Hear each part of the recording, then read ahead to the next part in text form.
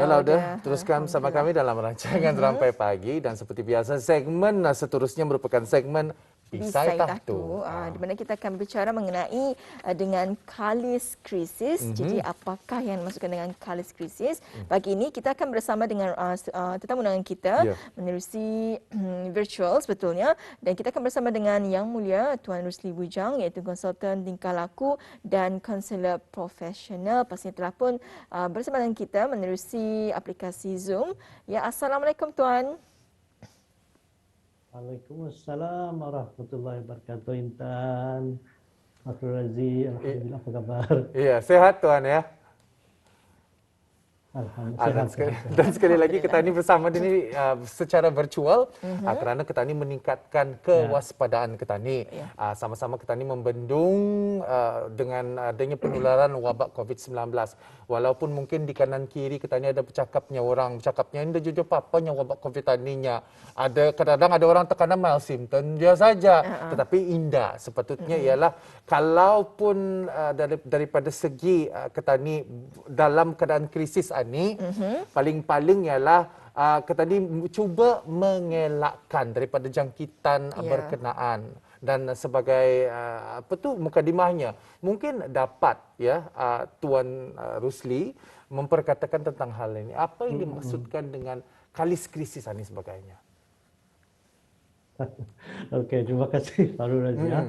Macam sudah dapat membayangkan apa sebenarnya yang saya maksudkan dengan topik adalah. Tapi sepertinya mukadimah Farul Razia tadi macam kita ni dulu anda pernah mengalami krisis pandemik kan ya. Tapi setelah kita ni mengalami pandemik pada 2020, 2021, kemudian sama menjadi kita ni semakin menjadi belum lagi imun benar-benar. Tapi kita ni sudah macam seolah dapat menghadapi krisis pandemik itu sebelum ini. So itu yang secara mudahnya kalis itu sebenarnya itulah yang dimaksud dengan kalis itu. Kalis ini boleh dikatakan macam kalau ia benda yang dah lagi bercahaya. Kalau ia macam itu kalis pelurunya kata ni, yang dah boleh dimasuki oleh peluru. Ataupun dah dapat kana lagi lah. So kalis itu ia seolah macam dah dapat ditembus ataupun sudah menjadi apa? Kira macam waterproof betul? Macam daripada contoh itu lah. Dan krisis satu boleh macam-macam lah. Krisis ini satu hal yang menimbulkan kesukaran, kepayahan yang berterusan ataupun mendatangkan bahaya secara berterusan juga. So jadinya yang saya maksud dengan kalis krisis ini adalah macam mana satu-satu cabaran atau permasalahan yang kita hadapi itu. Lama kelemahan kalau kata dia lihat dari segi positifnya, dia akan menjadikan kita ini menjadi lebih resilient, lebih kuat, lebih tabah untuk menghadapi apa jua ujian-ujian yang bakal kita ini hadapi. Cuma walaupun kita ini masih berada dalam tempoh masa pandemik, endemik, dan kita ini baru jadi diumumkan akan sudah memasuki gelombang ketiga. Ialah itu daripada disebutkan oleh gelombang pertama, kedua dan ketiga ini, itu yang membuatkan kita ini itu makin kalis lah dengan keadaan dengan wabak-wabak yang pada masa ini dan mungkin wabak-wabak di masa akan datang. Itu yang membuatkan kita ini itu lebih resilient atau bertahan. Cuma bersesuaian dengan bulan ini, ia selalu dah dikaitkan dengan bulan bulannya berkasih sayang. Saya tidak meraihkan bulan itu yang 14 Februari itu. Cuma saya mengambil sempurnanya itu saja berkasih sayang, perhubungan itu. Jadi ini yang ingin saya masuk macam mana kita ini menjadikan apapun bentuk perhubungan yang kita ini bentuk itu, perhubungan suami istri, perhubungan rumah tangga, perhubungan ibu bapa dengan anaknya dan sebagainya. Semua bentuk berhubungan di tempat kerja. Macam mana kita ini menjadikan hubungan kita itu supaya menjadi kalis dengan apapun krisis yang bakal dihadapi itulah. Itu yang saya masukkan, yang ingin saya kupas pada pagi ini. Kadang-kadang kita ini bertanya-tanya, macam tanda tanya, kenapa kan ada setengah-setengahnya tu ada orang itu ya seolah-olah yang punya hubungan yang luar biasa, dan macam mungkin ia yang beruntung, mungkin ia yang orang yang terpilih ini. Tapi yang malang itu kata ni kadang-kadang anda tahu apa sebenarnya yang perlu kata ni perbuat tadi lakukan untuk memperbaiki hubungan kata ni itu. So dalam segmen pagi ini dalam Bisai Tahtu ni saya rasa bisa lah saya rasa untuk saya berfungsi ada beberapa langkah-langkah praktikal untuk menjadikan apa namanya ni, apapun untuk perhubungan, kasih sayang yang kata dijalin itu menjadi ia akan itu apapun ujian-ujian, cabaran-cabaran yang bakal kata ni hadapi itu, kata ni mampu menghadapi itu. Jangan sampai kalau dia rumah tangga misalnya, ataupun apa berhubungan lain, rumah tangga itu sepatutnya memberikan satu syurga di dunia, memberikan kenikmatan yang kebahagiaan. Tapi jangan sampai rumah tangga berhubungan dengan kata ni jalan itu seolah-olah menjadi perangkap memenjarakan kata ni terpulang di dunia ni. Akibat tidak tahu. Jadi pengalaman saya lah sebagai counselor profesional dan juga konsultan tika lakukan ni, saya daripada sesi-sesi counseling yang saya jalankan bersama klien-klien mengalami isu rumah tangga, isu perhubungan apa ni, ya indah hari daripada ada beberapa langkah-langkah praktikal yang durang itu mungkin dah tahu. Kalau yang saja tahu, insyaAllah. So inilah insyaAllah pagi ini ingin saya kongsikan. Paling mudah. Ada setengahnya. Kalau Razim atau Intan pernah mendengar. Kadang-kadang ada setengah pasangan itu. Dia berkelahi cuma gara-gara indah sama memicik Colgate itu. Lakinya memicik dari bawah ke atas. Bininya dah sebut adik. Itu jadi punca perkelahian. Tapi sebenarnya bukan itu tu. Itu cuma adalah gejala luaran. Ada sebab-sebab dalaman lagi kenapa perkara itu terjadi. Dan inilah insyaAllah saya ingin kongsikan apa tips-tips ataupun langkah-langkah praktikal untuk kata ni menjadikan perhubungan kata ni itu kalis dengan berbagai krisis. Baik yang berlaku sekarang pun mungkin di masa akan datang. Itulah sebagai bukan di Pak Razim. Ya, jadi Tuan ya, sebelum Tuan berkongsi mengenai dengan langkah-langkah praktikal, jadi mungkin boleh berkongsi mengenai dengan secara ringkas kesan negatif daripada perhubungan yang tidak harmoni ini. Yes, ya, terima kasih Tana. Itu sebenarnya saya tidak mau menyebutlah hal-hal negatif ini macam mana kesan-kesan perceraian atau apa kesan-kesan di Brunei ini sebenarnya kita ini dah terkecuali. Saya ambil sejak statistik atau data daripada luar bahawa di luar itu mana-mana perkahwinan itu sebenarnya insyaAllah akan boleh menjadi stabil setelah berumur 8 tahun. Lebih kurang macam itulah umur itu. So selepas 8 tahun itu insyaAllah akan mampu mengharungi perkahwinan itu dengan lebih baiklah. Tapi di luar sana tu perceraian, kalau kita ambil isu perceraian disebabkan oleh perhubungan yang ada kemahiran-kemahiran perhubungan yang berkesan ini kadang-kadang yang berakhir dengan perceraian. Kalau di luar itu sampai ke tahap 70% perceraian itu. Kalau pasangan ini yang baru-baru ini 50%. Bahkan yang lebih turunnya lagi pergaulan yang tidak terkendali, tidak dapat dikendalikan dengan baik. Ini boleh membawa kepada penyakit kesihatan, menjejaskan kesihatan mental. Ada kajian itu mendapati bahawa anak-anak muda remaja yang terjejas ini adalah bila dikaji-kaji banyak ternyata rumah tangganya ataupun ibu bapanya atau keluarganya itu yang pura-peranda. Dan ini menjejaskan bisnes sampai ke 20% menimbulkan menyebabkan orang itu menghadapi kesihatan mental lah. Dan di sini ada pakar itu mendapatinya. Sudah masanya kata ni perlu ada pagar untuk ataupun yang ini untuk penangkis atau yang menjadikan tadi kalis itu apa penangkis yang boleh kita gunakan untuk menghadapi apapun serangan-serangan ataupun krisis-krisis yang kata ni hadapi. So itu sebenarnya. Jadi memang kesan negatif sangat memang sudah terbukti bahawa perhubungan yang tidak berkesan atau perhubungan yang tidak sehat itu boleh menyebabkan berbagai bentuk kesihatan mental bahkan permasalahan pada negara juga sebenarnya. Dan kita ni percaya saya seperti yang Pak Tuan katakan tadi itu tentang krisis-krisis ini mesti dah ada agaknya implikasi-implikasi yang negatif. Dan awal tadi Tuan ada memperkatakan tentang resilient. Bagaimana kita ni menghadapi masalah-masalah ni. Bahawa masalah ni adalah perkara yang amat penting dalam kehidupan kita ni. Indah akan ada manisnya pengalaman kalau kita ni indah terdedah dengan pengalaman-pengalaman yang pahit. Dan seperti yang katakan tadi ialah masalahnya adalah cara pemikiran kebanyakan ketani. Apabila kita melihat masalah, ketani cuba untuk mengelak masalah. Tetapi macam mana pula ketani bagi orang yang kuat, mereka melihat masalah itu adalah sesuatu proses yang penting yang membuatkan mereka lebih resilient. Jadi kalis krisis kali ini mungkin saja apa saja implikasi-implikasi yang negatif, tetapi ketani reda untuk menerimanya, menjadi seorang yang lebih berfikiran terbuka. Itu akan menjadi ketani seorang yang lebih kalis dengan peluru-peluru masalah tersebut. Komen tambahan daripada Tuan sendiri agaknya ialah kebanyakan ketaniannya apabila melihat masalah macam mana ingin adakah ketani mahu menghadapinya ataupun kebanyakan ketani lari daripada masalah tersebut. Apa mungkin komen seterusnya? Betul, betul, betul. Itu sangat relevan lah respon daripada Fahrul Razi tadi tu. Sama macam kata ni, kalau Fahrul Razi masih ingat dalam segmen yang 88 nanti saya rasa saya bersama Fahrul Razi kali itu sama Intan juga. Ya, saya ada cerita di Turki, ada kan seorang syekh di Turki ni, dia bagi minum, orang tu dibaginya minum cuka, pahit katanya. Lepas tu baginya minum lagi air madu. Madu, lepas tu manis. Wah, rupanya Anita madu paling manis pernah aku minum ni. Kali kata syekh tu bukan madu tu pasal kami bilang mengecapi rasa pahit itu sehingga tahu macam mana rasa manisnya madu. So artinya itu sama tu. Kalau kata ni sayangnya kata ni kan kebanyakan kata ni selalu melihat masalah tu dari segi sudut negatif bah. Sebenarnya dari segi psikologi cukup kalau kata ni mengubah persepsi kata ni tentang masalah tu. Insya-Allah masalah tu akan berubah bah. Maksudnya contohnya instead of melihat sebagai satu masalah tapi kita lihat ia sebagai satu cabaran. Sikan mengubah saja tu, mengubah masalah kepada cabaran. So boleh kerana cabaran katanya akan menghadapi apa je bentuk cabaran itu.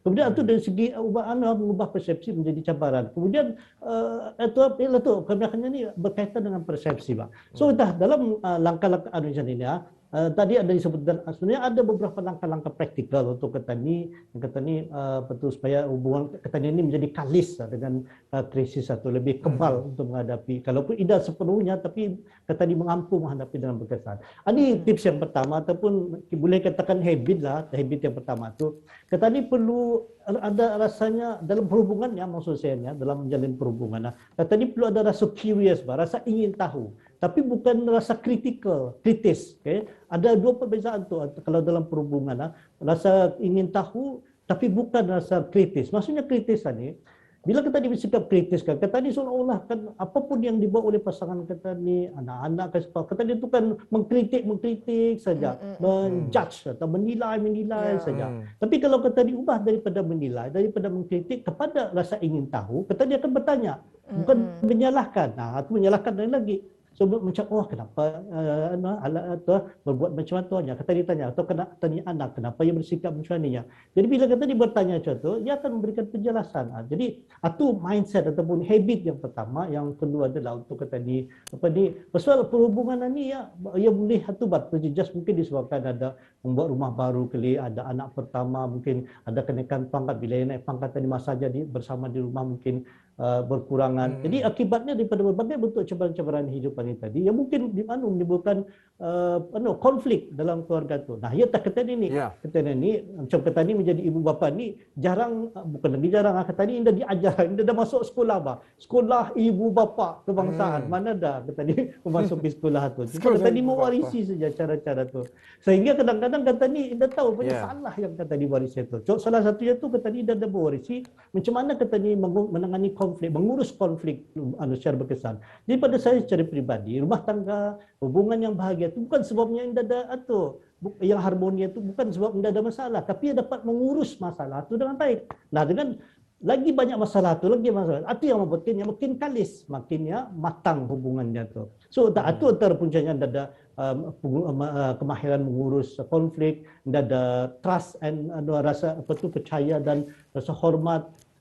Kalau ada dalam salah satu tips yang saya buat dalam kaunseling rumah tangganya, saya akan bertanya, macam saya ibaratkan kata ni hubungan ini ada 4 ibarat ibarat lilin lilin cinta, lilin kepercayaan, lilin kesetiaan. So tiga lilin ini mungkin boleh padam ni, setia, cinta, kesetiaan ini boleh padam. Tapi dalam mana hubungan ini jangan sekali-kali padam. Kalau ibarat lilin lilin harapan.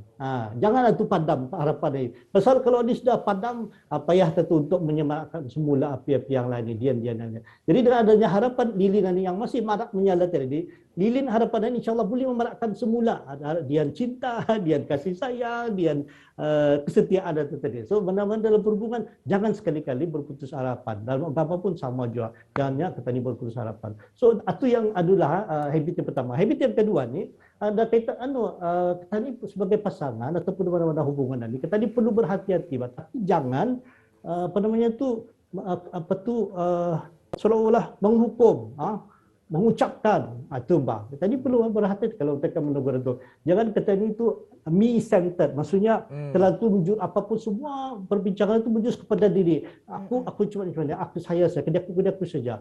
So sama macam kalau kata ni menegur ada tipsnya, ada yang mulakan dengan saya ataupun kerja aku macam ni, kalau aku macam ni atau jangan kalau kata ni menegur orang tu, jangan kata ni iya dulu.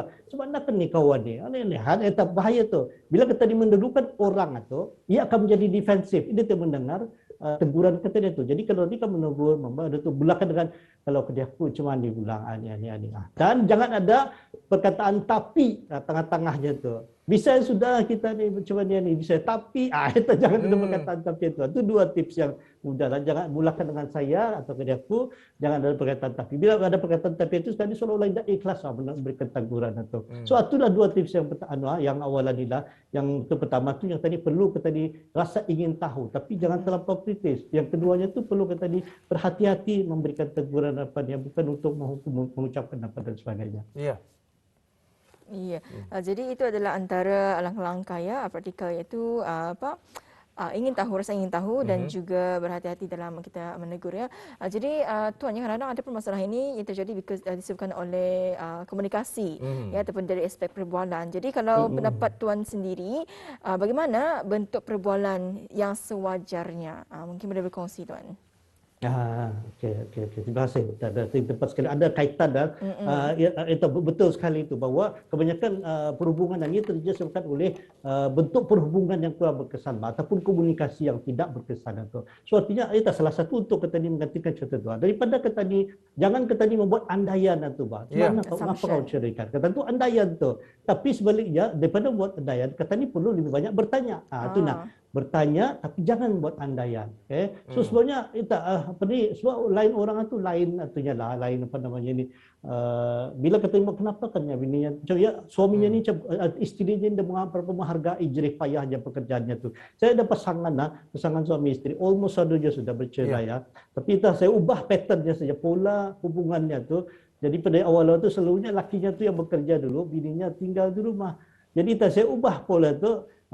Bininya dulu pergi bekerja, jadi suaminya tinggal di rumah macam lambai-lambai lah di pintu tu lah. Jadi bila keadaan itu terjadi, selalunya bininya jalan dulu. Jadi suaminya dapat merasa, macam maninya rasanya kena tinggalkan lakinya jalan dulu sebagainya. Bila keadaan itu alaminya, atau buatkannya lebih dapat menghargai lah. So jadi kadang-kadang permasalahan itu disebabkan ia banyak membuat andaian lah. Okay? So itu yang perlu kita ingatkan. Jadi pembuat andaian tapi perlu banyak adakan pertanyaan. Dan yang terakhir itu habit yang keempat, itu tadi yang ketiga. Yang keempat tadi sebelum kita menegur pasangan ataupun dalam apapun bentuk hubungan ini, kita ni perlu connect dulu, Pak. Apa namanya itu? Perlu ada jalinan hubungan batin dulu. Benar-benar connect dengan pasangan kita itu daripada bukan banyaknya menegur ataupun meluruskan. Banyak orang mau ni diluruskan walaupun dia salah. Pasal payah bakal berada di bawah. Jadi kalau kata di connect dulu, yang penting connect, dan bila sudah connect kita baru kita ni meluruskan. So itu tips yang adalah yang ketiga itulah. Jadi untuk sebagai itu salah satu mungkin dalam pasal ini Farul Razi ataupun Intel kalau berminat lagi ada di internet bagus dipanggilnya love language ataupun bahasa cinta kalian ataupun bahasa kasih sayang. Hanya katanya ada lima love language yang perlu setiap pasangan itu perlu tahu bah. Kalau anda tahu kita cari tahu. Satunya kadang-kadang pasangan itu mementingkan word of affirmation, memberikan penghargaan. Itu. Kemudian yang kedua tu perlu ada quality time, masa yang berkualiti. Yang ketiga tu pemberian hadiah. Yang keempat ada act of service. Dia melakukan sesuatu untuk pasangan masing-masing. Dan yang kelima tu ada sentuhan mesra. So sebagai pasangan yang berkesan, kita perlu mencari tahu ni lima ni yang dah sama tu. Suami lain, isteri lain. Suami mungkin dia mau lebih banyak kepada word affirmation atau dan sebagainya. So perlu cari tahu. So ini adalah 4 habit yang perlulah kita diketahui. Cari dalam internet itu bahasa cinta. Tu insya-Allah bahasa kasih sayang tu insya-Allah akan lebih mengukuhkan hubungan kita ni sebagai pasangan mungkin dalam keluarga juga. Ya, dalam 2 minit saja kita akan dapat bersama ni, Tuan. Mungkin saja dapat berikan satu komentar yang terakhir ya. Seperti yang Tuan katakan, memang ketania ni indah suka kena tagur. Walaupun ketani salah, memang pun naturally sebagai manusia, memang itu sesuatu perkara yang memberikan ketani masalah. Apabila ketani kena tagur, ketani akan menghadapi masalah tersebut. Dan memang saya ada terbaca, dunia ini terlalu banyak pengkritik sebenarnya. Tetapi ketani kekurangan orang yang lebih peka kepada diri sendiri ataupun lebih self-aware. Adakah, jika adakah resepi yang membuatkan Ketanil ini lebih mudah untuk menjadi seorang yang lebih peka dengan diri sendiri? Dalam masa 1 minit saja nih Tuan. Silakan. So itu sebagai ringkasan sebenarnya itu Tuan, daripada banyak kita mencermin orang, tapi kita ni perlu mencermin diri kita ni sendiri. Okay, bila apapun yang berlaku itu kita ni perlu cuba belajar untuk mengambil aspek positifnya itu. Jadi sebagai rumusan sejalan sebenarnya, ya ringkasannya lah kita ni itu banyak meluangkan masa bang, betul invest dalam pendidikan, dalam rumah dan sebagainya. Tapi kita ni jarang memberikan investment untuk memperbaiki hubungan ini, bang. Yang khususnya tadi dalam macam mana kita ni mengukuhkan perhubungan ini. Jadi masa akan datang itu kalau kita ni bertanggungjawab, jadi pasangan yang kukuhkan, banyakkan, buat pelaburan untuk kita ni memperbaiki hubungan kita ni di rumah tangga, dalam di rumah dan sebagainya. Itulah sebagai rumusan daripada saya. Terima kasih.